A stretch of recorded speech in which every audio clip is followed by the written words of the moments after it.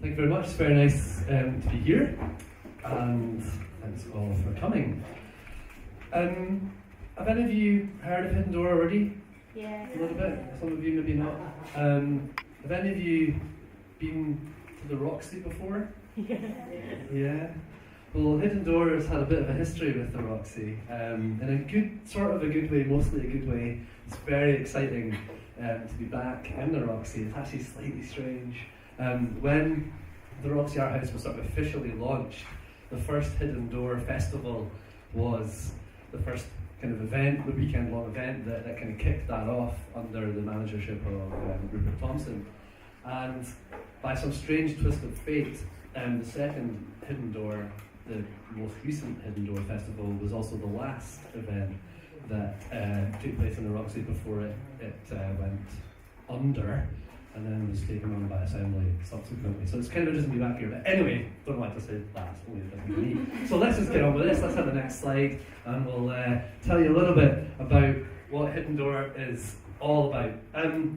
Hidden Door started off really very humbly as just a way to try and get a slightly more exciting way to do art exhibitions. That was my main motivation. I'm an artist, I teach art, I have lots of friends who are artists. We're all a little bit kind of bored by the kind of options that there are in Edinburgh for exhibiting art. Really, if you're really lucky, you might get your picture accepted by the Royal Scotch Academy or something really great like that. But that's about it.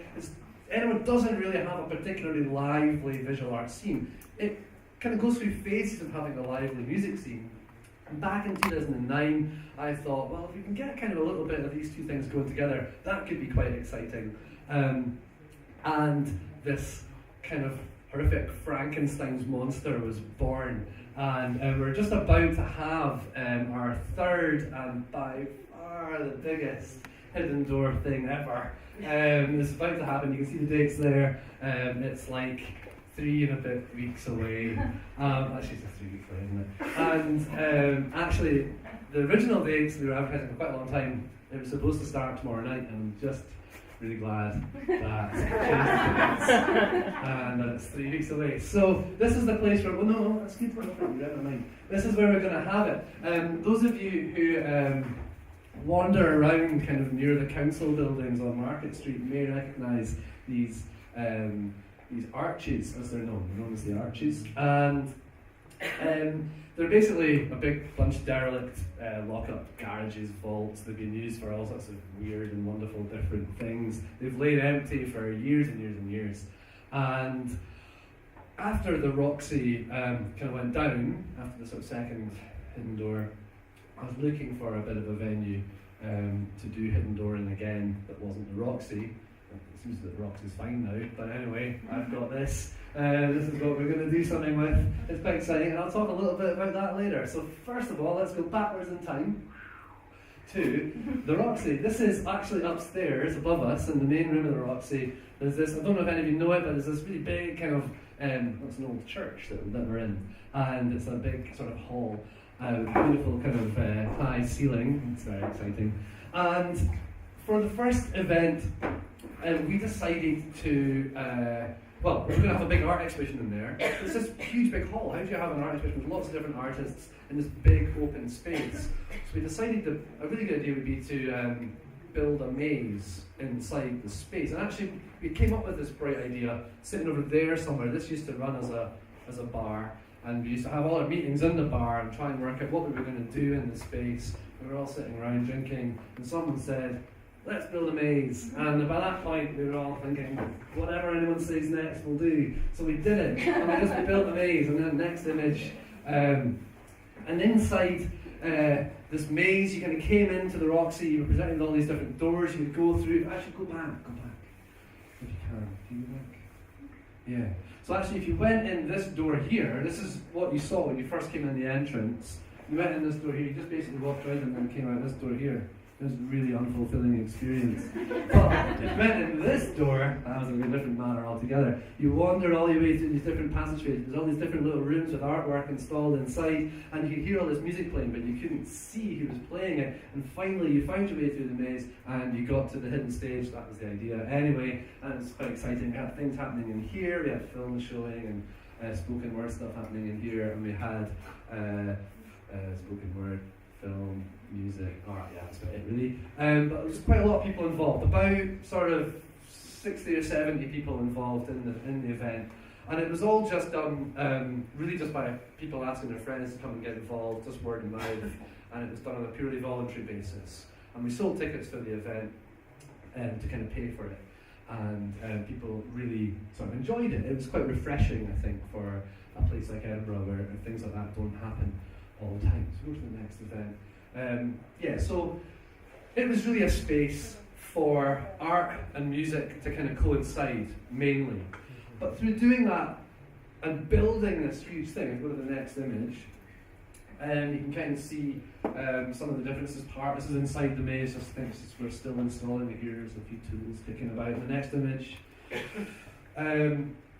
So you can kind of see this is the little bit I told you about here, where you can walk in and walk straight out again, and this is the stage over here. It was an exciting thing to try and do. We only had a 2.5 day install for the event, so in order to make it work, we decided to build this maze.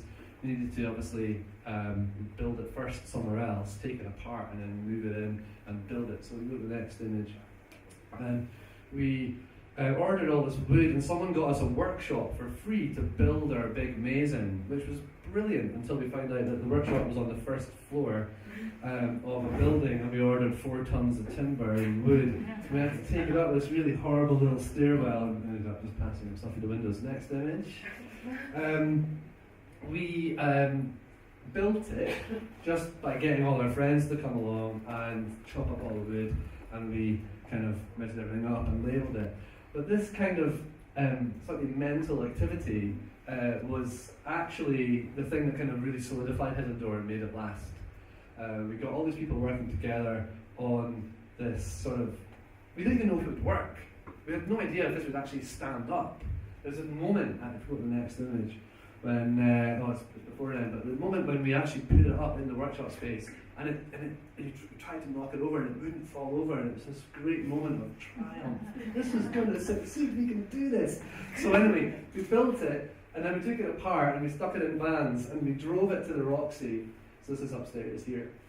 And then we lay it out on the ground, put it all together, and then next image, we built this sort of thing in the space, and then we clad it, next image, in all the sheet MDF, about, I don't know how many sheets it was, about 300 or something, full-size sheets of MDF in the space. And it was very exciting, but it basically got a lot of people working together, and it allowed a lot of people to make friends. When you're kind of rollering 200 or whatever sheets of MDF with black paint, you become really good friends with somebody. And we realised as we were doing this that something quite good was happening, and that what we were kind of doing was, because it's quite clear, isn't it, from hearing me speak, that we hadn't got a clue what we were doing. We didn't know what Edinburgh was when we started it. We just thought it was an exhibition with some music. But it became a lot more than that through the process of kind of getting all these people involved. And that actually what we had done was that we'd that's supposed to say creating a shape, as opposed to just creating a shap. I don't know what a shap is, but we probably made that too by accident. But the idea was that we ended up with this sort of format that allowed people to do really interesting things. And so there was a lot of exchange of ideas just in the way people kind of set up their spaces, the way we have the basement made up lots of little rooms, and people kind of shared their rooms, and they started kind of working with each other. And it wasn't part of what we'd intended. It wasn't a collaborative adventure to begin with. But it started to kind of go that way. So if we go to the next one, we decided to have another event quite quickly after the first one. We were all very excited. We thought, this is very good, what we have done is very good. Edinburgh likes us, we are very popular, let's do more. And so we all got to the pub again. Everyone sat around in the pub, there's about 40 of us at a meeting drinking lots. What do we do? Let's build a tower. Build a boat, that was another idea we had. But we couldn't build amazing things, that's what they would expect us to do. So we thought, we'll build a tower. Anyway, ended up building, go to the next image, ended up building 5 stages, like little kind of 5 little islands. And it's a big room up there.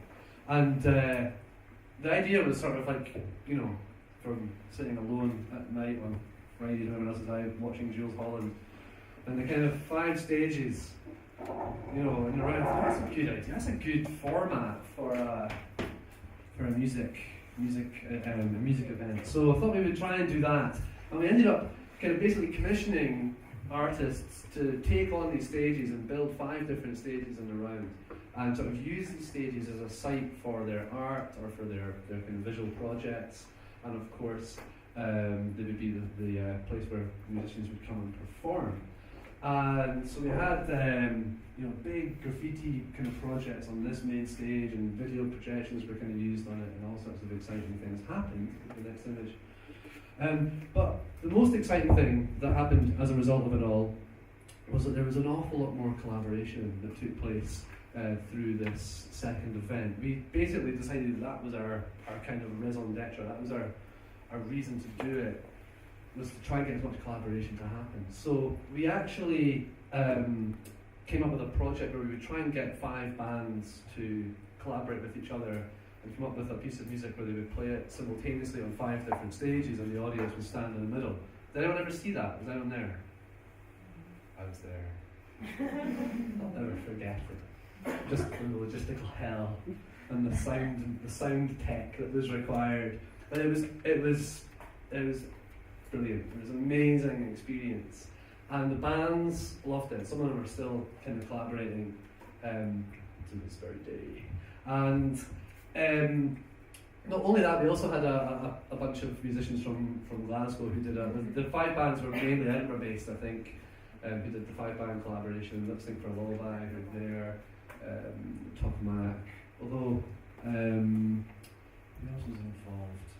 American Men, I think, were involved in it as well, from Lucky Me. And we had another 4-band collaboration that happened on these 4 stages as well. And in the event, we also had a kind of a Impossible Journeys project, which was 10 poets collaborating with 10 visual artists, and they each had a sort of a site that was situated in a different place through the Roxy. So one of them was down here, and some of them were on the stairs, and you could go on a trail of this Impossible Journey collaborative project.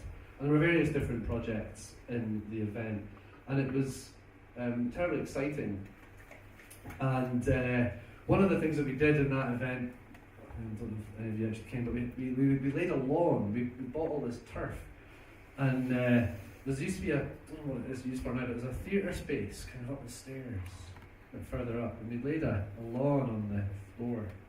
And it was really nice. It was like proper grass. It was real. It had been grown by nature, and you could sit on it and stuff. And it's great. And then at the end of the event, it closed on the Sunday, so we were in on the Monday, taking it all and rolled up all the turf and taking it away. And we came downstairs, and there's no one here from the assembly, is there? Oh. It was fine. Nothing happened. The ceiling collapsed, basically, underneath where we had the turf. It's nothing to do with us, just so you know. Yeah, anyway. So moving on, let's go on to the thing. So after that, for some reason, the Roxy was unavailable. Partially collapsed, nothing to do with our lawn. But we had no venue, and we were interested in changing Hidden Door. But we were all a bit burnt out and tired. Doing 2 things in 1 year was a really stupid idea, by the way. It didn't work for us, because we were all volunteering and just doing it in our spare time. We were all very tired. And so we decided to do something different and look for a derelict space, something that had a different kind of character to it. The Roxy was great because we could basically do whatever we wanted. Well, we did.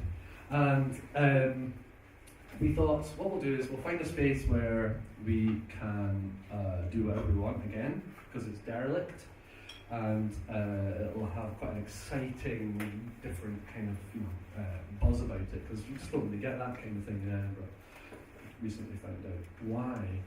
And so anyway, we went on the buildings and risk register. We tried to find possible venues, and it took us an awful long time. Eventually, we started working with Summerhall, and Summerhall, as some of you will be aware, It was the old vet school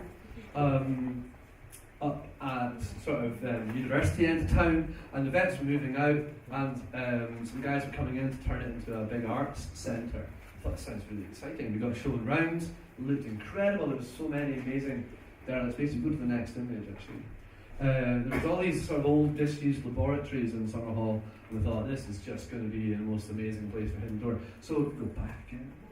Oh no, we keep that away. We ran these collaboration sessions. We thought, well, what we'll do is we'll get a bunch of people to come into Summerhall, and we will, we'll get them to come up with ideas of what kind of projects we could do for Hidden Door in the space. So we ran these sort of workshops called collaboration sessions. Invite people along, give a small fee, £4 or something, just to pay for the coffee and the cake.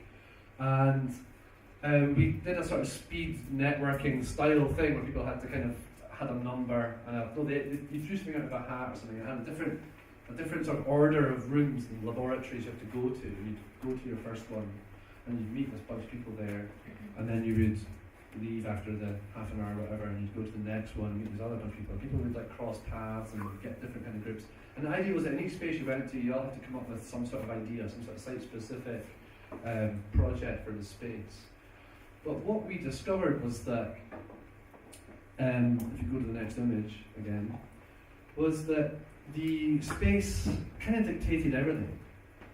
People were coming up with ideas that were all about science, were all about veterinary science, they were all about the character of the place. It was too strong almost for people to kind of get away from that. And also it was massive. Summerhall was really, really big. But people had this really distant relationship from it. They hadn't built the space themselves in the way that they had in the previous Hidden Door events. So people were coming up with all sorts of weird and daft ideas like, oh, we'll just flood the room with water, and we'll have like rowing boats that people will sit on, and stupid stuff that you couldn't possibly do. And people actually almost became sort of fantasists with this idea of these sort of collaborative projects that they had no desire to take any ownership for. And that was very interesting for me, and began to realise that in order to get people to effectively collaborate, you can't just kind of throw them into a situation and say, right, go and do something interesting together. They need to feel much more like, much more ownership of the thing. They need to feel like they are building it, I think, much more. And one of the things that Hidden Door has kind of learned from this process is that in order to get a very effective collaboration to work, we need to create the shape for the collaboration. We need to create the context. We can't just like plunge ourselves into a random context and say, right, let's collaborate with this. Because chances are it just won't work. And the skill, if you like, or what I'm bringing as a creative producer is to try and find the right shape for all the collaborative projects to take place in. Every kind of shape and context that you use in order to collaborate will affect the nature of the projects that you're given. And if people are really excited about the space, the context that you give them, we'll do a very different kind of collaboration than if they're like sort of vaguely interested, but not particularly interested, kind of thing. And so Hidden Door has actually become all about creating that, creating the shape for collaboration. So we go to the next image. We abandoned the idea of Summerhall, and that felt like going back to square one again. We felt like we'd lost basically 2 years of work in doing that, but it was definitely the right thing to do. Eventually found someone in the council who would speak to me, and they took me on a long walk down the Royal Mile. The idea was they were going to point out all the buildings in the Royal Mile that were empty and were disused. And at the very end of this very helpful walk, Sarah Cook, the City Centre Development Officer, pointed to the arches and said, oh, they're all empty as well, but they're not really a building. And I thought, I could use those arches. Like, how many is that? 24 arches. Oh, no, that's good. Go. And I thought, yeah, that might work. That would be a really good shape. 24 segments that you could really kind of bounce off of in an interesting way. Each one's got a particular character, but go back again to that previous image. They are rough as you can imagine how rough they are. Very rough things. And but what they are is they're a very exciting blank canvas, as opposed to a kind of a blank canvas. You know, there's a lot more to them. They're very evocative spaces. They have a history, they have a mystery, they have a sistery, which is what that is, I've got that too. And when people come into the space, they want to do something to it. It's, I want to do something to this vault, and I've got ideas. And immediately it starts kicking off. And the collaborations just start. The kind of people talking to each other, what are you going to do? We're doing this. And we had vault viewing days where we got the keys off the council and we opened up all the vaults, just got people down just to look at them and talk to each other. And it was easy. We didn't have to do any, clever, orders of rooms that you had to go to and groups that you had to be a part of. People just did it very naturally because they were very excited about the space. And it felt like there was something very special there in terms of giving people the spaces without imposing too much on it, and letting them come up with their ideas. So, in a sense, we're very lucky. This site is perfect for what Hidden Door wants to be. Hidden Door, over the few years that it's been sort of scratching its head and wondering what to do next, we've puzzled out what we are. We're not really, Hidden Door isn't really a festival, it's a creative arts production organisation. We do a festival, but a lot of our activity isn't festivaling. A lot of our activity is kind of planning and trying to strategically work out what will get people really fizzing. And if we go to the next image, we've through doing this put together a big event, and this one's going to be a live music venue, this one's going to be a bar, this one's going to be another live music venue, this one's going to be a bar with some art in it, this one's going to be a theatre, that's the green room, this is where the generators go. We've got 50 bands, 80 artists, a theatre, a cinema, a couple of bars, all the rest. And it is going to be the most exciting thing that's happened in Edinburgh, apart from the big festival in August, I think. And I think it's going to be absolutely, it's going to be buzzing when we do it. And we're all doing it, as I say, just collaboratively. We're all doing it on exactly the same footing. No one gets paid to do this festival, not yet anyway. And we sell tickets to make it happen, so I want you all to buy tickets. But if you are interested, there's flyers there at the back by the pizza, and you can come and chat to me as well, and very happy to try and sell it to you. I mean, try and tell you all about it and that kind of a thing. But I hope that's given you a little bit of an insight into the kind of into what we've learned as we've kind of gone on our process, and how kind of collaboration sort of happened, how it sort of didn't really happen, and then now hopefully what we feel will allow it to happen in a very exciting way. We feel like we've come up with a shape that will bring it about.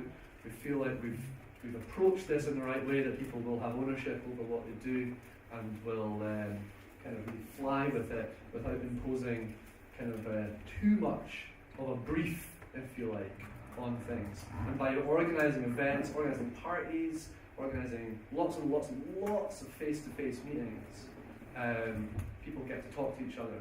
And Hidden Door is all about that, really. It's all about getting people to talk to each other, and that's how we organise it. And I think that's why the collaborative side of it works. Thank you very much.